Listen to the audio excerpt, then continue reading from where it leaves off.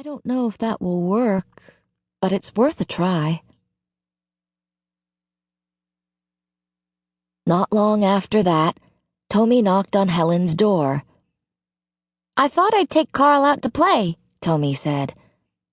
Helen frowned, her hands on her hips. "Why would you do that?"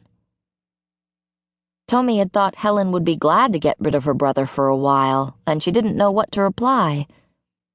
When in doubt, Roy always joked, tell the truth. Or part of it, Tomi thought.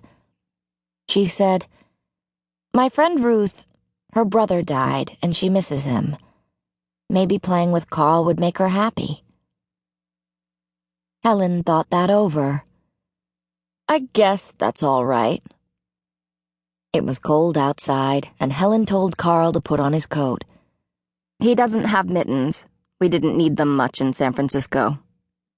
Tomi took Carl's hand in her own mittened hand and led him along the street to Ruth's barracks. Ruth answered the door.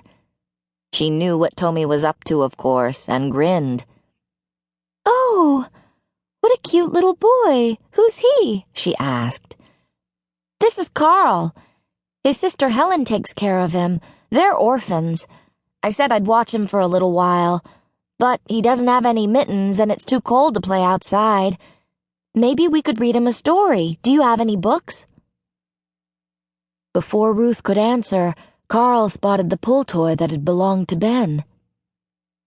"I want to play with that dog," he said.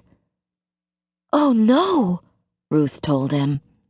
She had a horrified look on her face. "Nobody plays with that but Ben, my mother," she said. Carl looked disappointed, but he didn't complain. He took off his coat and sat down on the floor.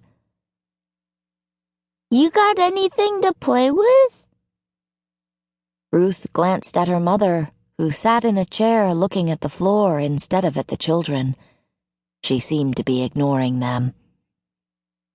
"I have a pencil. Do you want to draw?" Ruth asked. Carl nodded, and Ruth gave him a pencil and the back of an envelope. "Can you draw a horse?" Tomi asked. "No, a dog. We had a dog. His name was Rusty." Ruth turned to Tomi, her eyes wide. Then she nodded at the pull toy. "That's the name of Ben's dog," she whispered. Carl turned over onto his stomach and began drawing, laughing, and holding up the paper when he was finished. Tomi told him the drawing looked like a fish. "He's not a fish, he's Rusty." He set the paper back down on the floor and made another drawing.